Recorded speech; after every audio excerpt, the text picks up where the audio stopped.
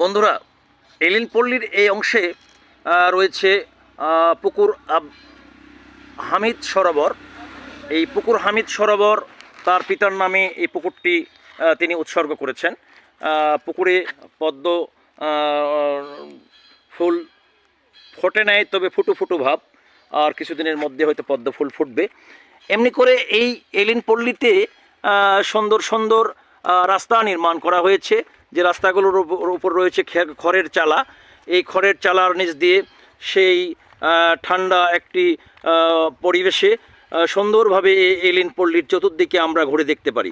বন্ধুরা, এই এলিন পল্লীতে আসলে আপনারা আসলে শুধু এই রাস্তাই নয়, এখানে সুন্দর সেই গ্রামীণ সভ্যতার ঐতিহ্য হিসেবে পুকুর পাড়ের বিভিন্ন বসার আসনগুলো পাতিয়ে রাখা হয়েছে। আপনারা দেখতে পাচ্ছেন এখানে অনেকগুলো এই বসার আসনগুলো বাঁশের মাচং দিয়ে বসার আসনগুলো করানো হয়েছে।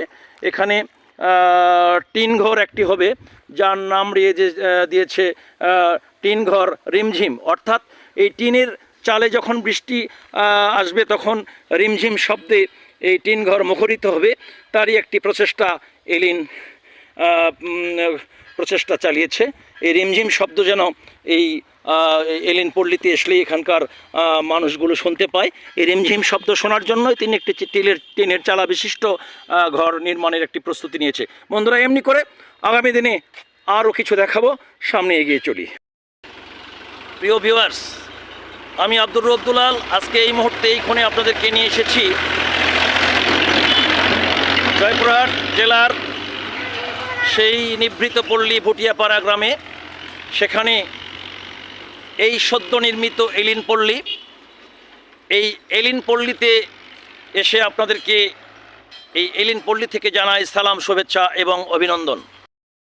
বন্ধুরা, এই এলিন পল্লীটি আসলে নির্মাণ করেছেন অত্র ভুটিয়াপাড়া গ্রামের একজন বিশিষ্ট ব্যক্তি, জনাব আব্দুল হামিদ মাস্টার সাহেবের একমাত্র কন্যা শারমিন শাহনাজ বেগম এলিন।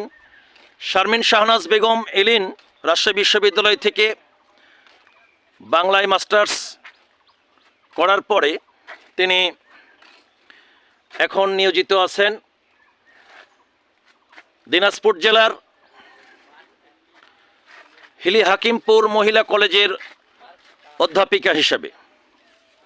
যেহেতু তিনি একজন বাংলার অধ্যাপিকা হিসেবে তার মধ্যে অবশ্যই কিছু শৈল্পিক চিন্তা চেতনা কাজ করে। সেই শৈল্পিক চিন্তা চেতনার বহিঃপ্রকাশ হিসাবেই এই পৈতৃক ভিটার সামান্য একটি অংশে একটি সুন্দর এলিন পল্লী নির্মাণ করেছেন। বন্ধুরা, এই এলিন পল্লীতে এসেছি আপনাদেরকে নিয়ে এই জন্য যে প্রতিশ্রুতির ধারাবাহিকতায় কথা দিয়েছিলাম চলার পথে যখন যা পাবো পর্যায়ক্রমে সব কিছু আপনাদের সঙ্গে একটি শেয়ার করার পরিবেশ তৈরি করব ইনশাল্লাহ।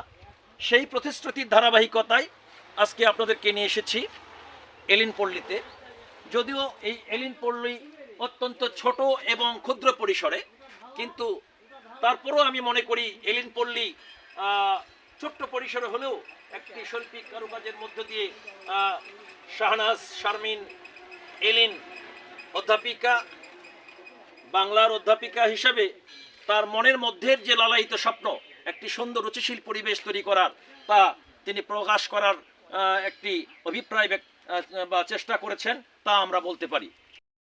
বন্ধুরা, আপনারা যদি কখনো এলিন পল্লীতে আসতে চান তাহলে এই জয়পুরহাটে এসে ভুটিয়াপাড়া নামক গ্রামের কথা জিজ্ঞেস করলে যে কেউই আপনাদেরকে দেখিয়ে দিবে এই ভুটিয়াপাড়া গ্রাম।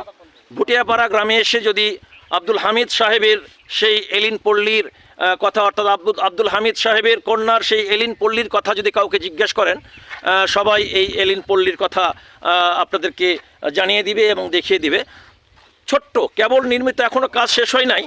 দেখতে পাচ্ছেন যে এখনও এই যে যারা এখানে দাঁড়িয়ে আছে এরা আসলে এই এলিন পল্লীর পরিচর্যার কাজে নিয়োজিত। বাবা, তো আপনি কি এখানকার দেখাশোনার দায়িত্ব আছেন? আমার দেখাশোনা। আপনার নাম কি? আমার নাম হাসেন। আচ্ছা, এলিন তাহলে এই কাজটা করার চেষ্টা করছে না? চেষ্টা করি। এখনো কাজ সমাপ্ত হয় নাই। এই যে আমরা দেখতে পাচ্ছি ধীরে ধীরে বসার জায়গা সহ বিভিন্ন কিছু এখানে ফসল ফলাদির জায়গা আছে, বেগুন, কাঁচা মরিচ থেকে শুরু করে লাউ, অনেক অনেক রকম কিছু করার সে চেষ্টা করছে।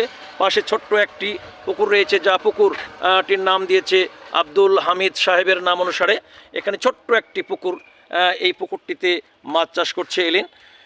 বন্ধুরা, কথা দিয়েছিলাম প্রতিশ্রুতির ধারাবাহিকতায় যেখানে যাই সব কিছু দেখানোর চেষ্টা করব। আজকে সেই ধারাবাহিক সূত্র ধরে আপনাদেরকে এই এলিন পল্লীতে নিয়ে এসেছি। আগামী দিনে এমনি করে যেখানে যা পাবো সব কিছু আপনাদের সামনে তুলে ধরার একটি ক্ষুদ্র প্রয়াস চালাবো ইনশাল্লাহ। আপনারা দোয়া করবেন এবং সঙ্গে থাকবেন, আমাকে উৎসাহিত করবেন। বন্ধুরা, আগামী দিনে এমনি করে আবার নতুন কোনো জায়গায় নিয়ে গিয়ে আপনাদেরকে শুভেচ্ছা দিব। আজকে এ পর্যন্তই। আপনাদের সকলকে সালাম, শুভেচ্ছা এবং অভিনন্দন। আসসালামু আলাইকুম ওয়া রাহমাতুল্লাহি ওয়া বারাকাতুহু।